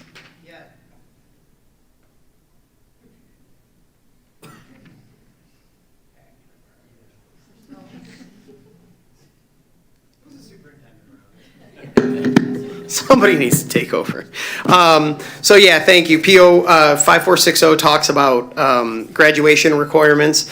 And so beginning with the class of 2027, each student in grade 12 shall be required to complete one of the following. So a free application for student aid, which is also known as the FAFSA form, a district waiver indicating that the student and family understood what these aid opportunities are and they have chosen not to complete, or a school district exemption that certifies to the board that a good faith effort was made to assist the student or student's parent and guardian in either completing the FAFSA form or the waiver. And so just as a marker, last year we were over 73% of our students in the senior class filled out a FAFSA form. And so this isn't something that we think will be a major change. There was talk that this was going to be a kind of an ironclad graduation requirement. We're glad that it's not, because some parents do not, they know what they're, or the kids know what they're doing, the parents know what they're doing, or they don't want to share their information, or they just don't want to do it. And so trying to tie graduation requirements to something that, something like FAFSA would be, wouldn't be a great initiative in my opinion. And so I like the idea that, you know, if we have a system set up and we're getting, you know, 95, 98% completion of the form or of the waiver, and then we certify that, like, hey, we had all of these opportunities for our families and there were just a small percentage that didn't take advantage. I think that it's a really good middle ground for us to have. So thank you. Any other discussion on the motion? Thanks. And I'll call for a vote. All in favor signify by saying aye. Aye. Any opposed? The motion is carried. This is to agenda item 10.2 tonight, which is our curriculum and instruction update, and I will ask Dr. Ioannis for his report. Thank you, President Jaworski. I appreciate that. I think I have the right microphone that's working at the right time, so I'll take advantage of that. We've previously talked before about our renewed focus on student achievement data and our renewed focus on instructional practices and the approaches that our teachers are taking in the classroom to identify levels of student engagement and then work on increasing those. Part of the purpose of that renewed focus really feeds right into our district and school improvement plans and processes that we have. So I wanted to share tonight, we have 3 goals. And the way that we came about these goals, we work with our Learning Council members. That's our groups of teacher leaders through the K-12 grades that work with our curriculum department to review student achievement data. And then from reviewing the student achievement data, we identified a couple goals, one in math and reading, and actually one in student wellness. So I'll talk a little bit about our established district improvement goals. Basically, in summary, math and reading, we set similar achievement standards for ourselves as a school district. With all Michigan State assessments, within 3 years, we are setting expectations for ourselves to have an increase by 12%. And the other component to that goal, both in math and reading, is to the gap between all of our students and our identified subgroups, we're going to reduce that by half.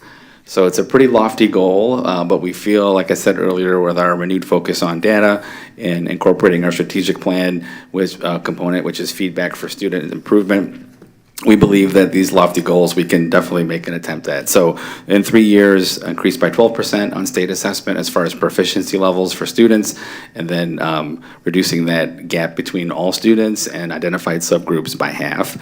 And then we have a student wellness goal to improve the health and wellness of our staff and students. So as a district level team, we established these 3 goals, and then our building principals now are working with their school leadership teams to begin to review their individual student achievement data for their buildings, and then as a school leadership team begin to identify strategies that they can put together at the building level to help increase the levels of engagement with students and to help achievement scores increase as well.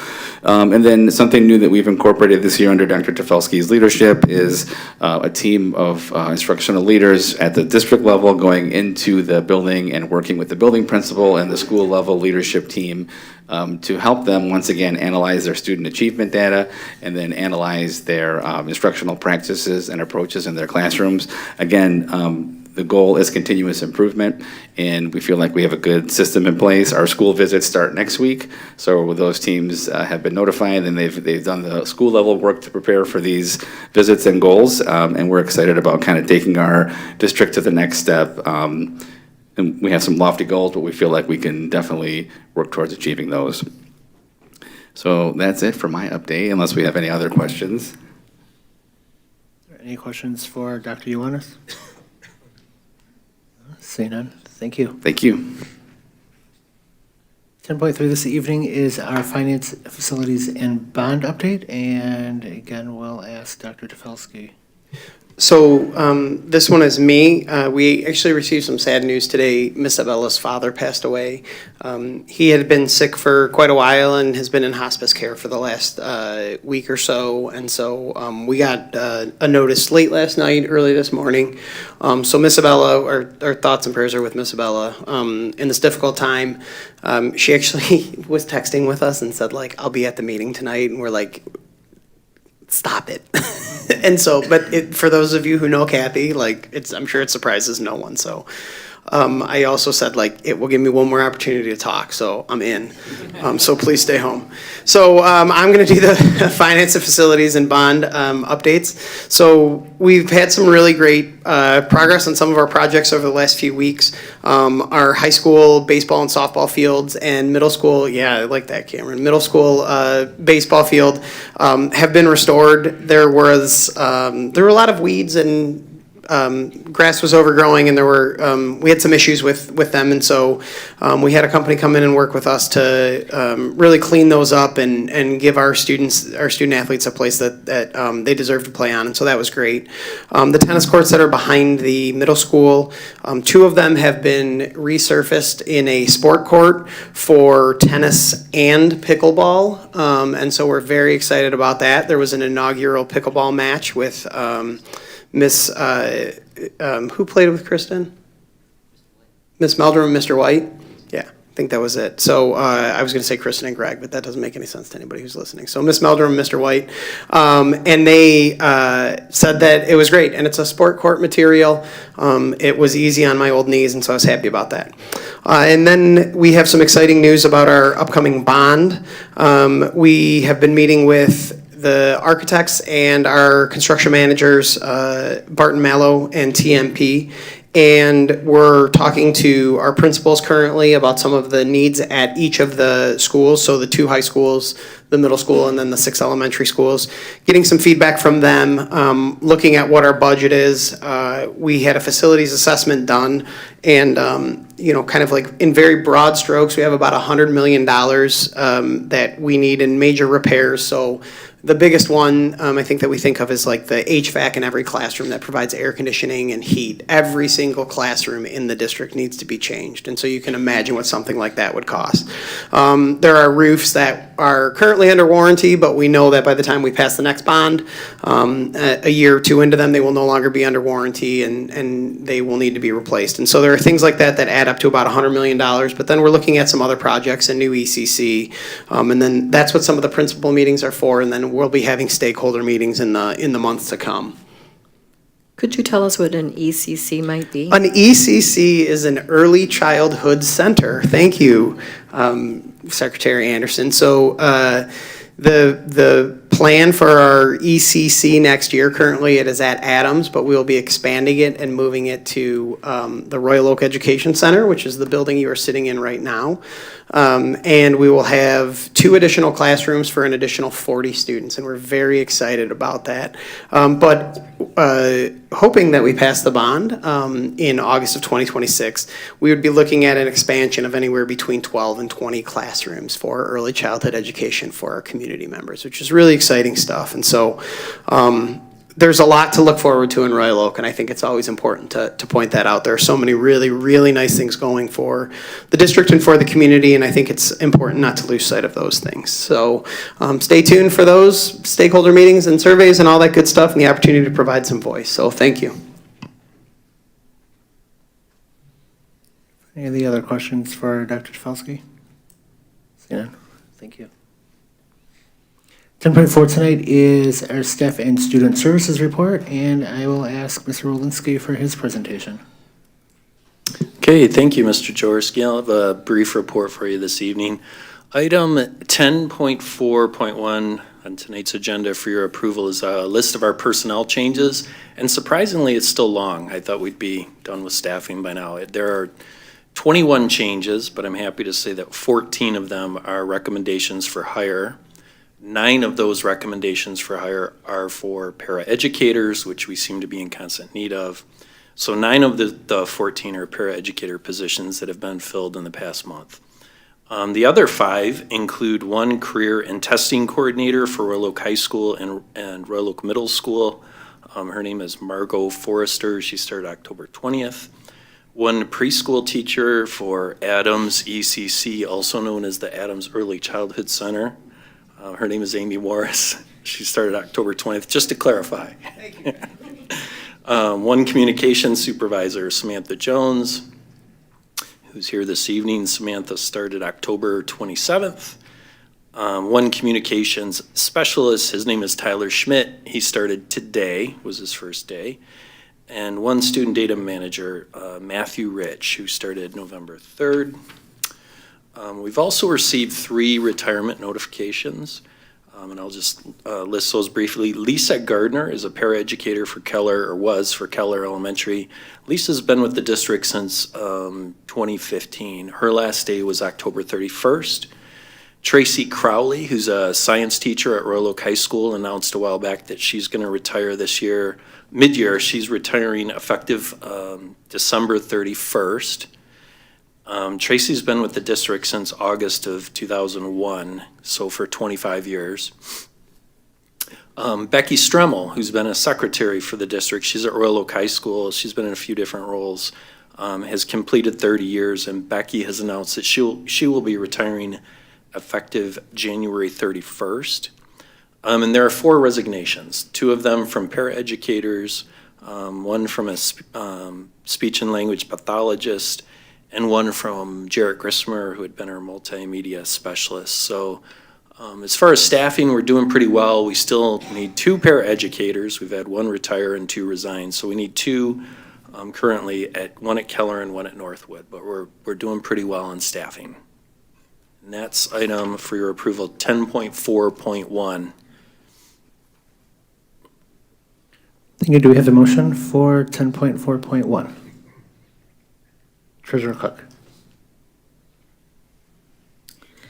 Resolved, the Royal Oak Schools Board of Education approves the regular personnel changes as presented in the board packet. Thank you. Do we have a second? Trustee Wiki. Is there any discussion on the motion before us? Seeing none, I'll call for a vote. All in favor signify by saying aye. Aye. Aye. Any opposed? Motion carried. Thank you. Just to agenda item 11 this evening, which is our second opportunity for public comments. Don't see any cards in the basket. I do have 2 up here. I have Kathleen London, who I think may have left. Kathleen, are you hiding back there? All right, and Deborah Basco?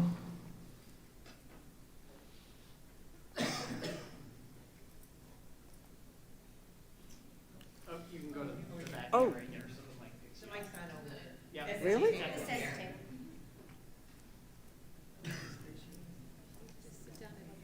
This is the microphone, so you're fine. All right. Okay, my name is Deborah Basco. I've lived in Royal Oak since 1972 with my husband and our son. And I just wanted to speak on freedom of speech because I was a Marxist in college, full-blown Marxist. And I stayed 1.5 years and I left and I went to work for a socialist company. And I learned it is not all that it's spoken about. But beyond that, Martin Luther King said something that I'm not quoting it properly, but to judge only the content of one's character. And to me, I think that is completely, really, really important for all of us. I don't care if you're trans, you're gay. I have gay friends. I have, people that are like Hindu and Muslim and Jewish, and I take and love them all. Okay? I don't judge by what just is looking at. You go by what's internal. And the idea about trans children, I'm looking at it this way. When the person's full grown, if they still have those feelings, let them have whatever they want. But wait until you're full grown before when your body's worked out all of the stuff that's internal. And then if you want to go that route, no problem. And 2 other things that were really important that I didn't do in high school, and I wish I had, and they had recommended it in my college preparatory, was reading 1984 by George Orwell and Brave New World by Adolf Huxley from the 1930s. That was very enlightening, but I didn't read that until COVID when we were all in lockdown. So I just would like people to be a little bit broader. And I've looked at Charlie Kirk. I understand some of the things was not easily understood for a lot of people, and they misunderstood. But one particular little short that he had with the lady that was going through transition. And he said, all I care about, he says, I want you to love yourself.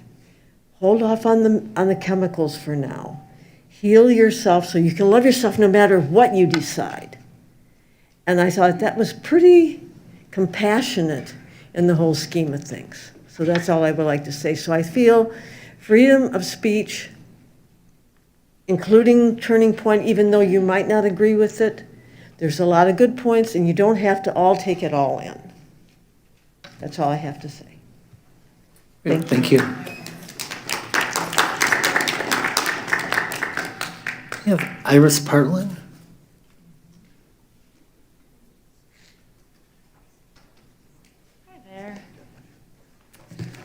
I'll open by saying I was not exactly planning to speak, so pardon me if this is a little bit less eloquent than I would prefer it to be. First, I wanted to say that I really appreciate the opportunity to speak here. This is my first time attending a board meeting, And I'm very, very appreciative that they're open to the public so that we can learn and understand how things operate in the larger community scheme of things. I was a little bit disappointed by the smaller student presence.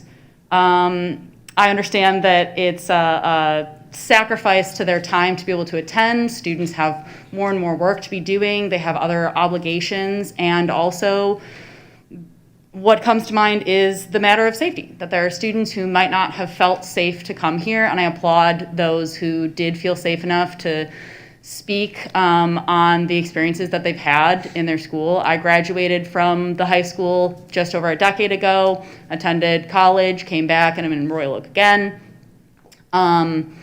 And I became interested in the topic of the Turning Point USA Club at the school. I found the coverage by the news to be also lackluster, a little bit shallow.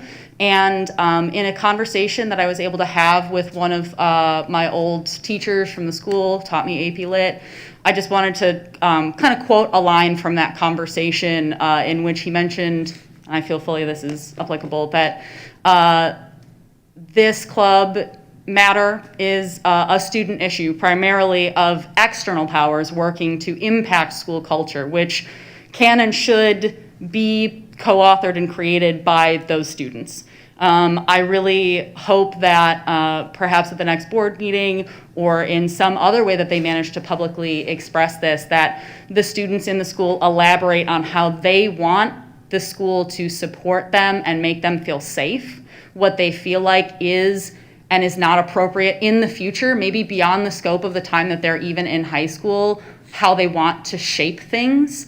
And I also want to use the remaining time to quote the last few lines of a poem, which I feel like applies to everyone, no matter their opinion on this, by Audre Lorde from A Litany for Survival. The last lines are, "And when we speak, we are afraid our words will not be heard nor welcomed. But when we are silent, we are still afraid. So it is better to speak, remembering we were never meant to survive." The last part referring to this being from the perspective of marginalized individuals. And so for any of those who feel marginalized, any of those who feel like they need that push to step up, I encourage them and I hope that they will feel safe to speak more on this issue and to elaborate on how the students themselves are going to handle this club in their own school, at their own culture. Boy, thank you.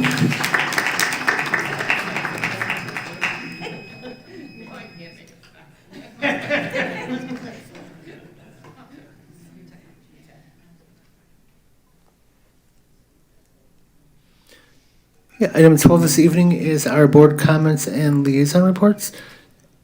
Anybody have any reports or comments? Trustee Van Heidsma. I always have board comments. Couple things. I wanted to do a shout out. I saw Mr. Conrad earlier, but Grace is here. Just about the podcasts that are done weekly. I'm going to say it's weekly. That's bi-weekly. Bi-weekly. And I was able to catch up on the last two today with Dr. Tafalski and one with Grace on it. So I don't know if people are aware of them. Shaking the Tree, amazing podcast, good conversation, great opportunity. And Grace, you did like an amazing job. And a shout out to Carrie DeMiner in the audience as well, did an amazing job. You all, you know, Dr. Tafalski, you always talk, so we, but. Thank you. You're welcome. But it's just a nice opportunity for conversation to occur. And the students are able to bring questions to Dr. Tafalski, so it's pretty interesting. Also, we talked about the high school show coming up, Matilda, this weekend. Also, a shout out for some upcoming PTA events. The high school craft fair, which used to be a standing thing, they're able to bring it back this year, very excited, is Saturday, November 22nd. Opportunity for community members to also see the high school. If you haven't been in the high school since we did the bond work, it's a great opportunity to see that space. Also, a couple of our elementaries, Oak Ridge on December 5th, and Keller on November 15th are doing holiday shops. So if you're in the neighborhood, I'm sure they would love for you to stop in and see them. A shout out as well for the Royal Oak Youth Assistance Bowl-a-thon this Sunday. If we're excited to be able to bring that back since the last 5 years since COVID. And if you are a supporter of Royal Oak Youth Assistance, you're able to still make donations by going to their website. So please do that if you're able. And one other thing that happened since our last board meeting is the same week of the walkout was the same week that we had our scheduled student lunches with students. So 3 board members and the superintendent were at the high school that Friday, had lunches. We had quite a few students. I couldn't tell you the number of students, but we had quite a few students and we had a lot of conversation. So opportunities for the students to approach us. We have student board members here this evening, so I'm grateful for that. But we're always approachable. Dr. Tafalski is always approachable to have conversations. And it really was a very good opportunity for us to sit and have conversation with the students. So I just want people to be aware we have those opportunities, and I really appreciate them. And I think everybody that participates appreciates them. So I just wanted to make mention of that as well. Thank you. Great, thank you. Anybody else? Trustee Jazinski? Yeah, just real quickly, I wanted to celebrate the Oak Ridge Student Senate. I know that it was covered in our social media, so go check out the images if you have not yet seen that. But kind of in the light of some federal changes to benefits and concern and care for maybe some of their neighbors and families that would be food insecure as a result of some of the changes, the Student Senate in like just a matter of days found a partnership with the Methodist Church, launched a food drive, and like completely filled the whole front lobby and front hallway with food donations that they wanted to give to families and people that they care about. And I just was really touched by that. It was all motivated by their own Student Senate. They actually, I think I understood this right, the Student Senate hadn't even yet been appointed. They arranged it the day that they all had interviews to be on the Senate, and then helped support and run this food drive even before they found out whether or not they were placed as student representatives to it, which I just think is just so wonderful and adorable. And so, yeah, I just thought that was lovely and was really proud of them. Go on our Facebook and look at the nice pictures of just how much they brought together. So. Anybody else? Like seeing it and no further business before this body, we are adjourned at 8:43.